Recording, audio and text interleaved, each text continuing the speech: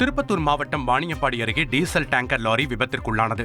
பெங்களூருவில் இருந்து சென்னைக்கு டீசல் ஏற்றிச் சென்ற லாரி செட்டியப்பனூர் பகுதியில் திடீரென ஓட்டுநரின் கட்டுப்பாட்டை இழந்து சாலையின் நடுவே உள்ள தடுப்புச் சுவர் மீது மோதியது.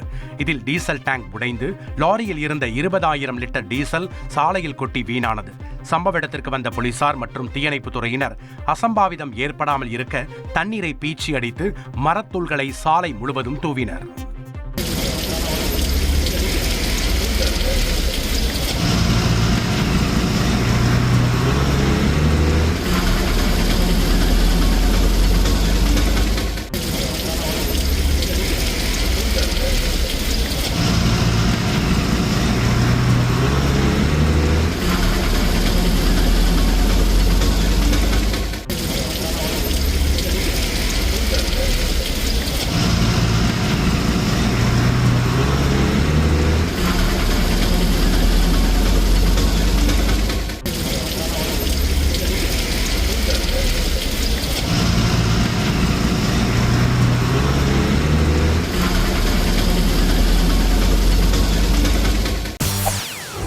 செய்திகளை உடனுக்குடன் தெரிந்து கொள்ள உடனே சப்ஸ்கிரைப் பண்ணுங்க.